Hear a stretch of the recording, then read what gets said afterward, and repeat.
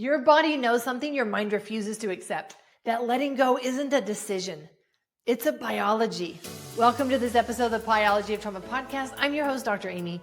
I learned this the hard way, crying in a bathtub in 2017 after my third collarbone break from a car accident. I had done years of therapy, functional medicine, everything, and yet there I was back in depression, anxiety, chronic fatigue, and now developing chronic pain. All the healing work in the world wasn't moving my body forward because my biology was still holding on. My nervous system didn't believe it was safe to let go. What I discovered coming out of that moment changed everything about how I approach healing now. And it might completely change everything about your understanding of why you've been stuck or those that you help have been stuck. There is a hidden biology of why our bodies hold on. And it isn't about willpower or mindset. It's about 3 specific phases, 6 biological steps, and understanding the connection between emotional toxins, psychological toxins, and the biochemical toxins that our body can refuse to let go of. Today, we're going through the exact framework that got me unstuck and what happens when people skip the preparation phase and try to force the release. Spoiler, it makes everything worse. There is a better way. Let's jump in.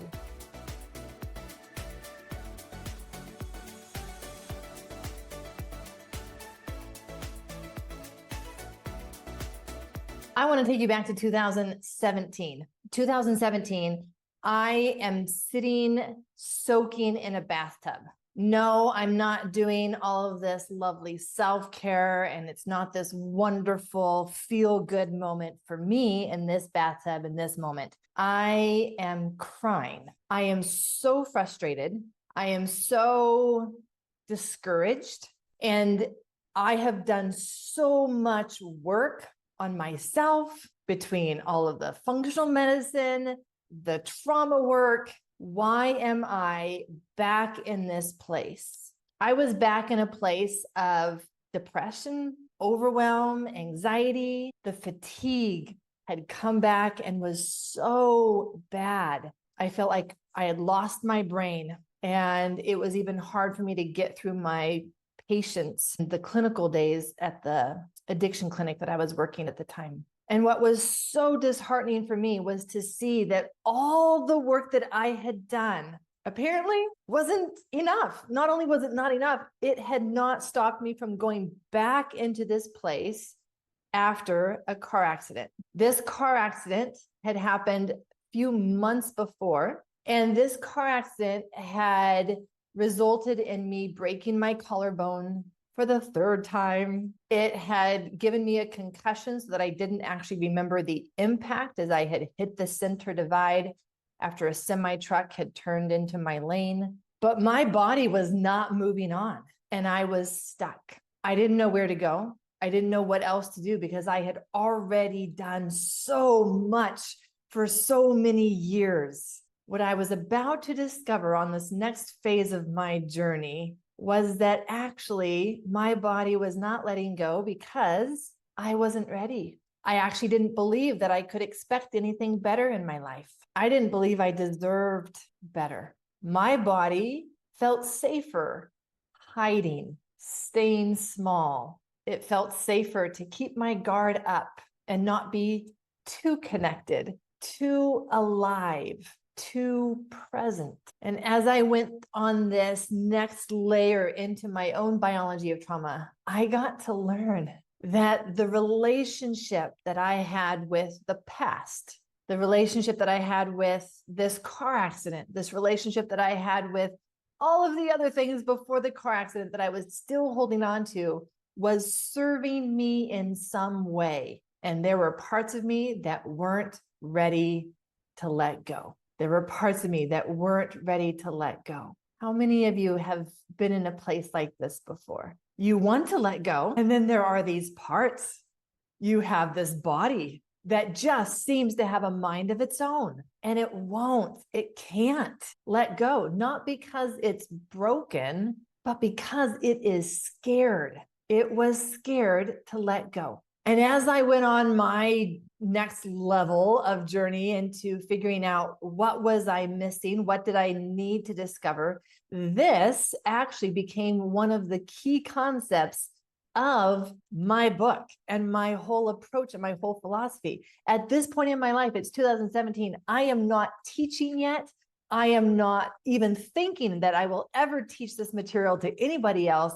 All the work that I've done up until that point was only for myself and then helping my foster adopted son. But this changed everything for me, because for the first time, I could see the second half of the concept of the biology of trauma. The first half of the concept of the biology of trauma is that trauma becomes our biology, not just psychology. But that, my friends, is only the first part of this concept of the biology of trauma. This process for me to learn how to let go, how to create a biology of releasing, came as I learned this second element, which is now then why I've moved into teaching. The element of our own biology becomes a block to repair. Yes, trauma becomes our biology. Trauma accumulates toxins, and then those toxins becomes the biggest block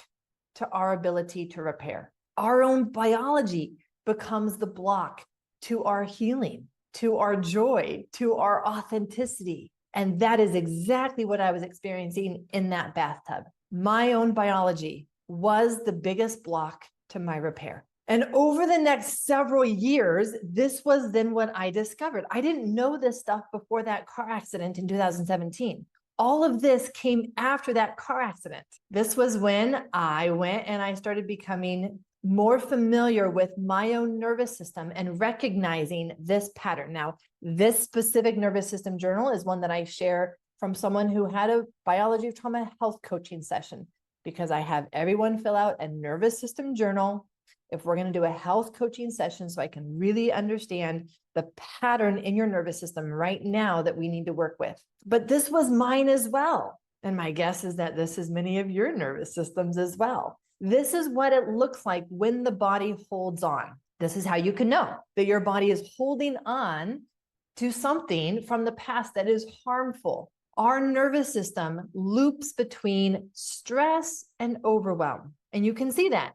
In fact, this was often me those days. I was waking up in overwhelm. I'm not sure I had any calm aliveness at that time. So my nervous system felt like it was waking up in freeze. And then I would find a way to create the adrenaline to get me into the sympathetic stress, but it wasn't able to stay there. And I didn't yet know how to complete any responses. And so by the end of the day, usually by the afternoon, I am back in freeze and overwhelm, only to repeat the same pattern the next day. But at this point, in this bathtub moment, my nervous system couldn't even do the stress and sympathetic well. It was so burdened down with trauma and toxins that for most of the day, I was down, flatlined in overwhelm and freeze. And that is what we see. We see that those who have more time in this, what I call the body trauma loop, the looping between stress and overwhelm, but always in survival mode, the more time, the more their body will say, I can't get to that high energy stress anymore. I'm just going to stay down and overwhelm. And we have varying degrees of a chronic functional freeze. I will tell you that my ability to function was quickly fading, which is why I was so depressed in that bathtub moment. I had done so much work. Why am I back here in this place? And so over the next several years, this is what that looked like. I started my training in somatic experiencing. That was the change for me. Somatic experiencing was a big piece of me learning the somatic work for letting go. Not just that, but I really needed to lean into a new level of the functional medicine piece. Not just the regular labs, but let's go deeper. Let's look at biochemical imbalances. Let's look at nutrient imbalances, nutrient deficiencies. So let's talk about letting go. What do you need to let go of? What are you holding on to? There's nothing bad about it. And in fact, we're going to go into all the reasons why it's been a good thing for you to hold on to that. And everyone that I've ever spoken to has always been able to give me good reasons. In fact, I remember working with the patients that would come in with chronic pain. Their body is holding on to pain, an injury that happened decades ago, and they're still in pain. But what they would tell me is, but Dr. Aimie, look at my x-rays. You'll see how messed up my body is. You'll see why I should be in pain. You'll see why I should still be in pain. That is the language of holding on. And here's what I want to share with you. This here is my shoulder. I broke my collarbone the first time in 2013. This is after that first break. It's not healing. I asked them to do surgery. We do surgery. We put in these plates. And then I break it again. Now I can look at this and I can say, I have reasons to still be in pain. I have all the reasons or excuses. I have all the reasons for why I should still be in pain. And what I want to share with you is that the body adapts even to structural changes, and it gets to the point where it's been able to adapt to even structural changes in our bones. So that structural change will hurt temporarily. It is not intended to hurt permanently. And that is what I was realizing as I was now recovering from the car accident and the third break to my collarbone. I am moving into a path of chronic pain. This is not good. No bueno. How do I get off of this track? Because I know my body has the ability to adapt, and it's not adapting. It's staying stuck. And isn't that what letting go is, the releasing so that we don't get stuck?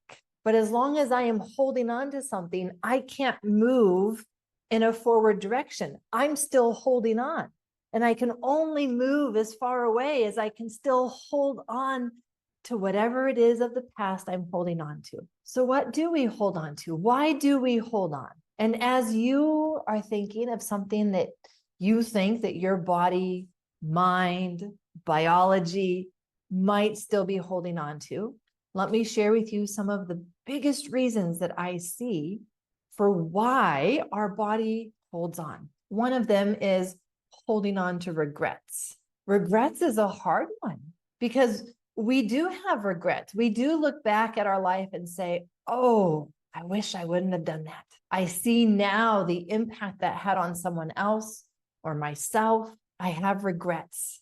Regrets are a very hard thing to not hold on to because there is remorse. And we know that things could have been very different. That's why it's a regret. How do we let go of regrets that we have? It's easier to talk about pain from a car accident. It's not as easy to talk about pain from regrets. But this would be another reason for why people will tell me, but I should still be in pain. I still regret what I did. As we look at something that we regret from the past, where do you notice that showing up in your body? I notice it in my heart, in my chest, this bracing. For me, it says bracing. I feel my shoulders wanting to come up. It's like protecting myself from this pain that I have in my chest and my heart. But then there's also this sense of collapse that I feel. It's both. It's both a bracing and a collapse. It's like the heaviness pulls me down like a true weight, pulling me into this collapse around my heart, around my stomach. And just staying here for one more moment, if we can. If we can't, that's fine. Return to your sense of safety. We can hang out here for one more moment. How familiar does this feel? This is part of the human experience. You are not alone. This is what our body does as it holds on to regrets from the past. Now, as I've talked with others about regrets, the next thing that they will tell me is, oh, but Dr. Aimie, you don't understand. Really, Tell me more. Why don't I understand? It wasn't supposed to go that way. That wasn't supposed to be how life happened. You don't know how deep I feel that. How do you let go of life not going the way it was supposed to go? I went into that marriage with all of the hopes and the dreams and the aspirations, or maybe it wasn't a marriage, maybe it was a relationship, maybe it wasn't even a romantic relationship, it was a friendship, and something happened to that friendship. Maybe it was a relationship with your parents, your family. It hasn't gone the way that it was supposed to go. Your childhood didn't go the way it was supposed to go. We can't change that. So you see, Dr. Aimie, you don't understand. This is why I'm supposed to be in pain. Life hasn't gone the way that I thought. And this was my experience. Life did not go the way that I thought it was going to go. I thought I was supposed to be Miguel's forever mother. I didn't know that I was just supposed to be the temporary mother, the one that got him out of the foster care system and into another loving family 6 years after I adopted him. How do you let go? How do you let go when it didn't go how it was supposed to? We do have all the reasons for holding on. We each have reasons for holding on, and we hold on because we haven't been ready to let that go. There's a part of us that doesn't want to let that go. It wants to hold on to how things were supposed to go, to how things were supposed to turn out, for how life was supposed to be. And if I let go of that, will I forget? I don't want to forget that. They were important to me. It was an incredible time of my life. I don't want to forget. And I'm afraid that if I let go, that means forgetting. Or maybe I don't want to let go because that was a time of my life that I'll never have back. I don't want to let that go. I want to hold on to that. But what memories have already been surfacing for you? Maybe memories of regrets, memories of it didn't go the way it was supposed to go. It's one of the things that we get to learn is how to move through these memories as they surface, not holding them in and just circulating them in our mind. We have some memories of toxic relationships, things I am ashamed of, innocence lost. Memories can come up and we want to be able to move through them, get them out of our mind. My career, relationships, family, such a deep sadness. Yeah, that is the element of this holding on. It's deep and it's deep sadness. Just noticing, what can I do right now? What can I do right now to allow my body to not feel alone in this memory, not feel alone with this sensation, not feel alone, bringing in a sense of support, sense of safety, or at least safe. And as we then can move into that safety and support that we're providing our body, we can put ourselves back on that river bank that we learned about in the 21-day journey and let any thoughts just drift down the river. Right now, I'm choosing to put my mind's attention on how my body feels and whether it likes this pressure, this location or that location. That's what I'm using my mind's attention for. It is no longer available for these thoughts, these memories, this regret that might be coming up. I will let those float down the river right now so that I can be present with my body and what does it need. And I notice that as I shift my mind's attention, intention and attention, as I shift my mind's attention back to my body, I'm noticing I've got my hand on my chest. My hand is a little cool right now, and it feels lovely to have that over my chest.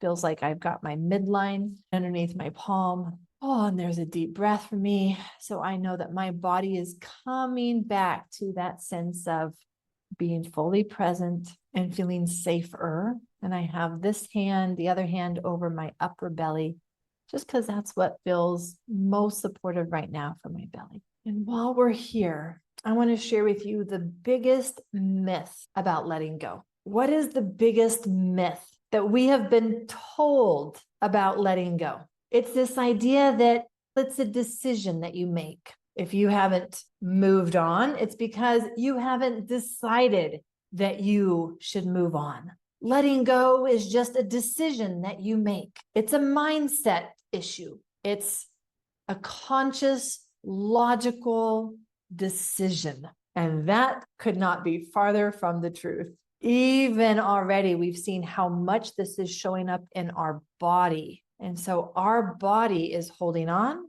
and it is our body that we need to create a sense of safe enough to let go. We are going to cover why we hold on, the 3 essential phases of safely letting go. Safely letting go, not forcing to let go, safely letting go. What can go wrong when we try to let go? Things can go wrong. The 3 components to the preparation phase, where to start with letting go. So what are the things that we hold on to? Yes, we can hold on to the emotional toxins. Emotions can be toxic. We've already experienced that.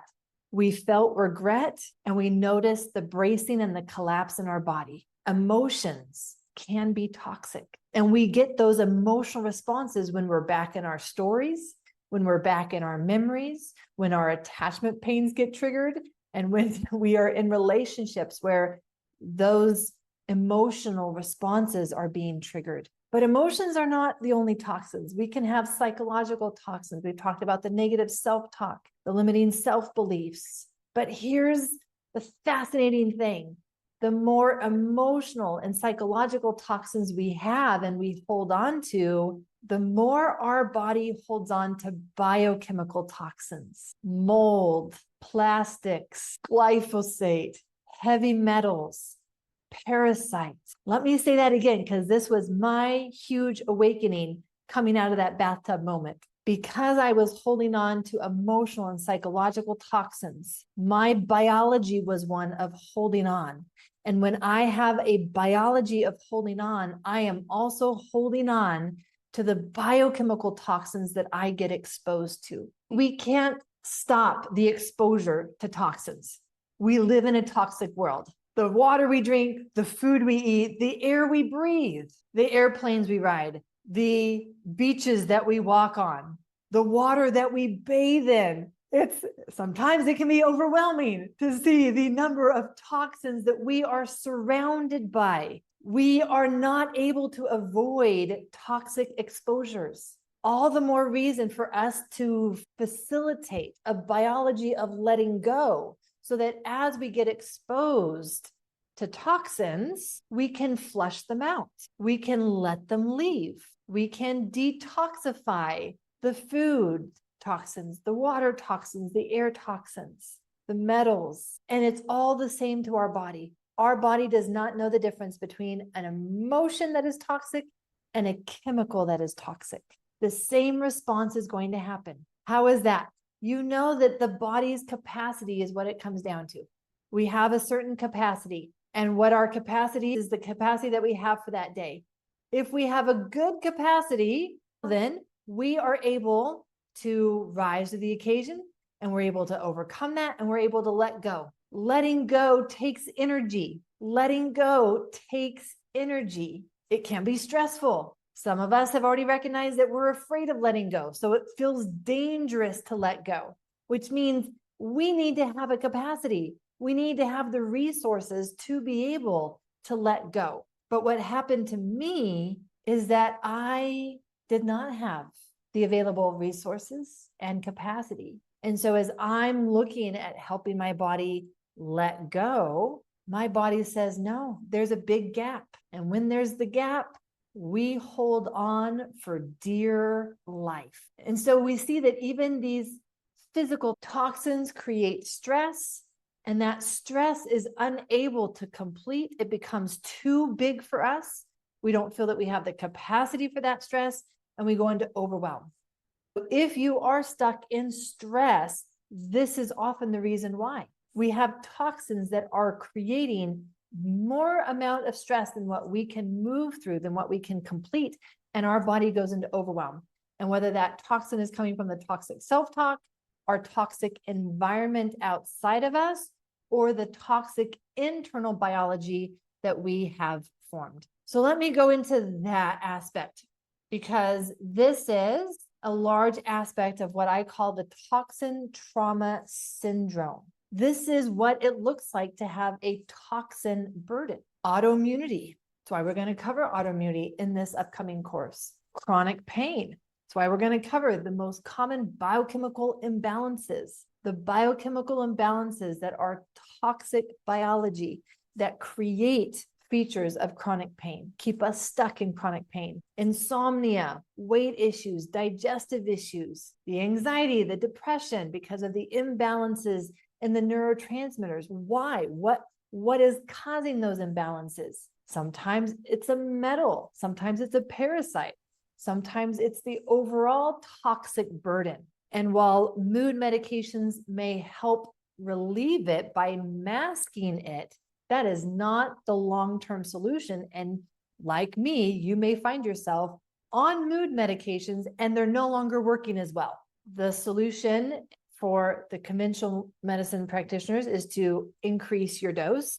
I'm saying rather than increasing your dose only, we may need to do that for a time, but let's look at what is driving this, because we're going to get to the same position months or years down the road where that dosage is no longer working, because it's not the problem. The problem is not just the neurotransmitters. It's what is causing the imbalance in the neurotransmitters. And the biochemical imbalances are the most common reasons for that. Long haul syndromes. Long haul syndromes aren't bad genetics. They are toxins. It is a toxin burden that is now accumulating because long haul syndromes are an accumulation of toxins. Viruses that come in and our body holds on to those viral infections. That's what Lyme is. That's what the mold is. That's what the long haul COVID is. These are long haul syndromes. I had developed a long haul syndrome coming out of college. I had a viral infection. And then years later, I find myself re-experiencing the same type of symptoms that I had back in college with that infection. I had no idea that my body was holding on, because it's holding on to those toxins because of other toxins. So we really need to learn how to develop a biology of letting go so that we don't have a biology of holding on, a biology of letting go. We need to actually create a biology that can let go. Let's talk about letting go and what that looks like. And as I share, this is going to look familiar and oddly similar to the 3 steps of the essential sequence: safety, the 2nd week of support, the 3rd week of expansion. Why is that the process? Because this is the principles of how the body operates. And it will now be these same principles. Nature has its principles. When we align with the principles, then we can allow ourselves to restore our innate healing and detoxifying abilities. So these are the 3 phases then to letting go. The first phase is that we need to prepare. In the 21-day journey, that is the equivalent to creating the safety. If we don't create the safety, our body will still stay holding on. Why did we create the safety in the 21-day journey? Because we can't go deeper if we don't feel safe to go deeper. The second phase is opening up the channels. And that's really what this picture shows. This picture shows, let's open up the windows. Let's open up the doors. Let's bring in some ventilation. I talk about it in the sense that if there was a stove fire in your house and it burned enough of the kitchen that there was damage, the floor had gotten burned, the cupboards had gotten burned, and there's that smell. So that's the same thing for the phases of letting go. Is the phases preparing, meaning bringing in the safety, and then we bring in this element of let's allow for the ventilation. Why? Because when we're going to do the deep cleaning is the last phase, the 3rd phase, that's where we're going to do the deep cleaning. We're going to do the deep cleaning of the upholstery, of the carpet, of the rugs. And we don't want to do the deep cleaning unless we have the ability to let it go away. When I started my trauma work, 2014, when I realized that I'd been so focused on other people, had lost myself in the process, and it was now time to do my own work.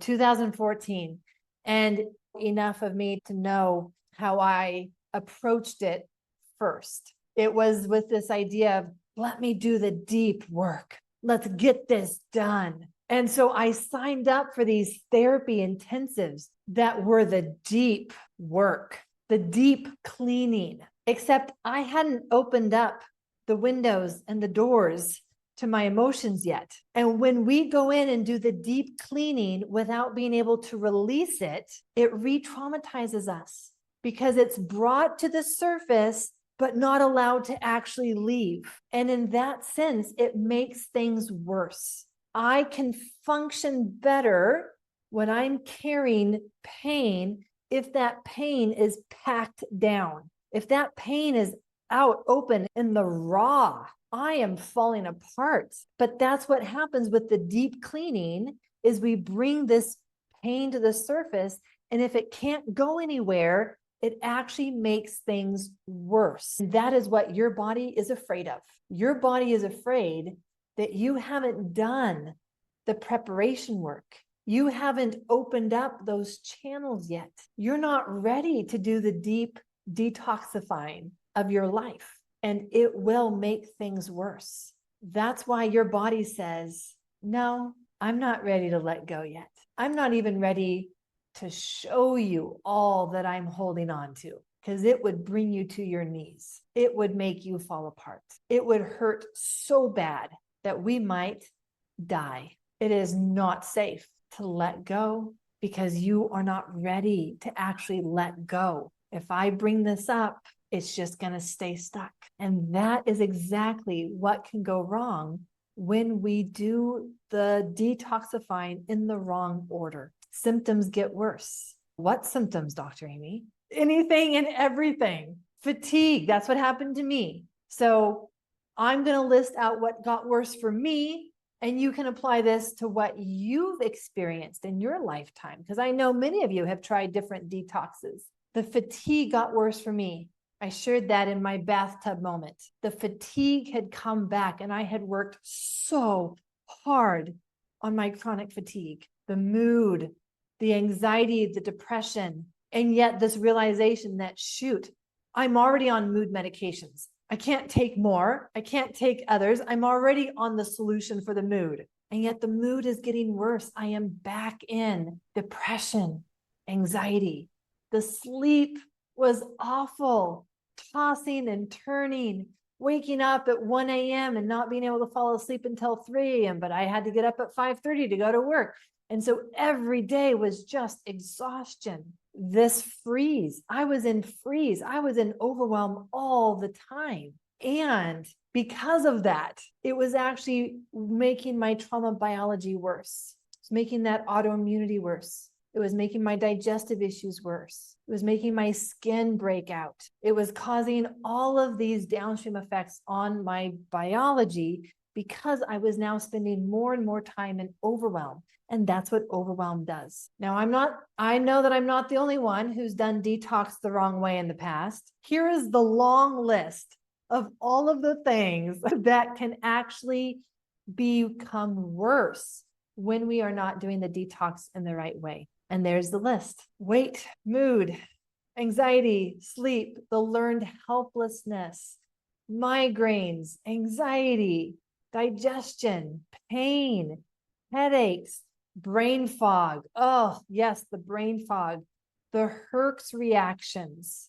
The Herx reactions are these reactions that you're doing a treatment to help your body, but it actually has the reverse effect and it makes things worse. It's very common in mold, Lyme, these elements where the body is holding on and has gotten stuck with those chronic physical health conditions as a result. Let's walk through the process of letting go. Let me share with you what that process is. We have 6 steps. The first step, creating safety for letting go. There is no work that we can do until we directly work with the fear of letting go, because that part of us won't even let us talk about it without causing that churning in our stomach, that knot to form, that anxiety, our leg to start tapping in restlessness. Oh no, we're talking about the idea of letting go. We're not even letting go yet.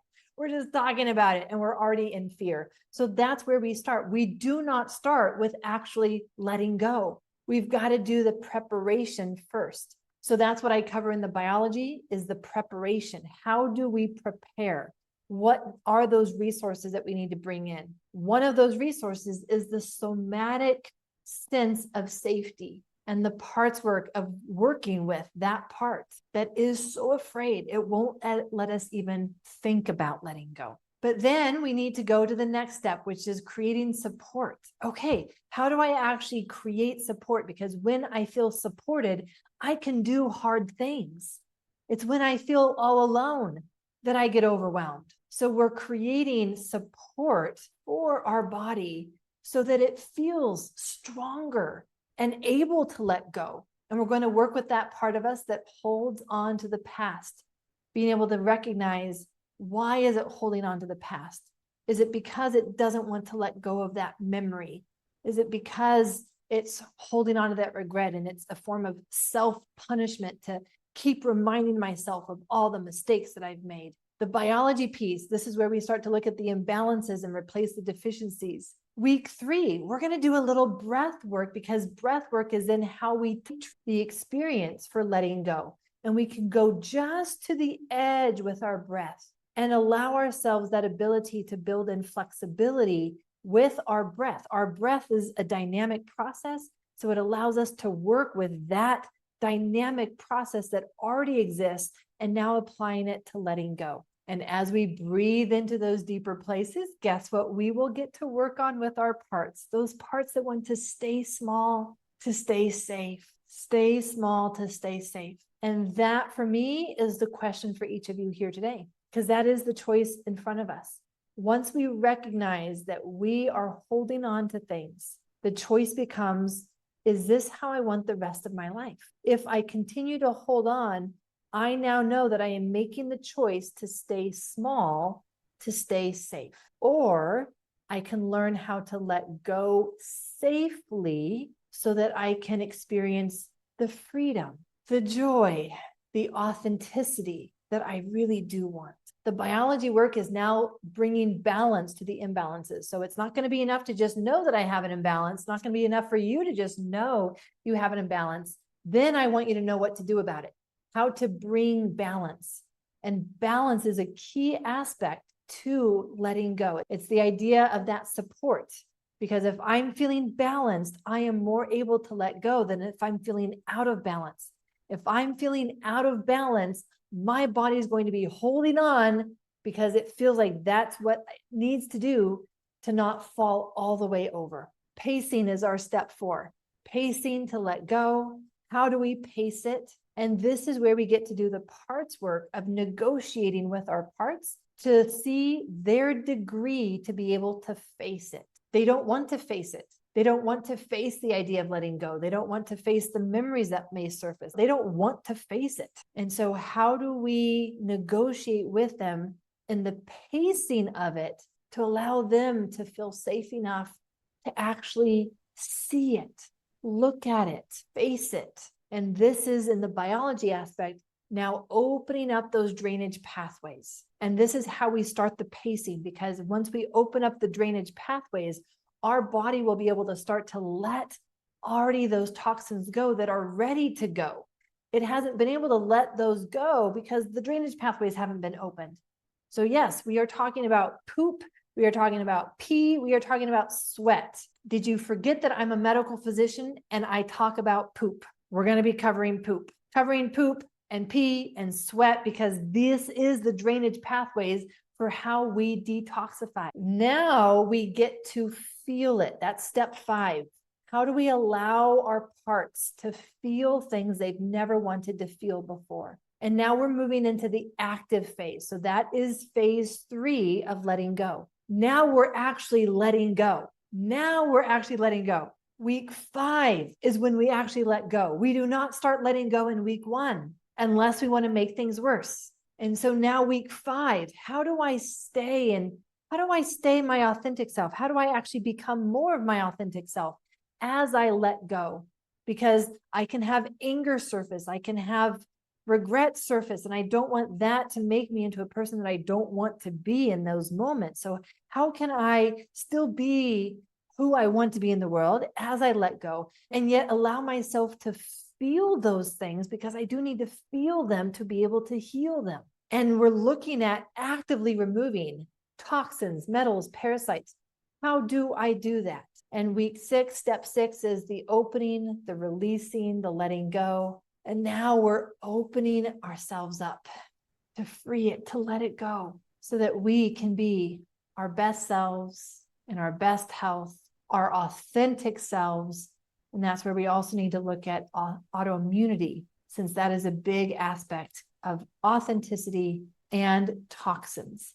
And there are many here who have autoimmunity and don't know it because it hasn't progressed to the level of symptoms or a diagnosis yet. But you need to know that. You need to know the predictive autoimmunity that we even cover in this course. So this is it. I am asking you to join me to walk through these 6 steps. I am not saying that it will be easy, but I am saying that it doesn't need to stay scary. Step 1, week 1, we're creating the safety to let go. I am not going to be asking your body to force itself to let go before it feels ready to let go. The other aspect that I would really want to emphasize here is this idea around the phases that we talked about. So there are 3 phases to letting go. And we are not necessarily always going to be doing phase 3, but we should always be doing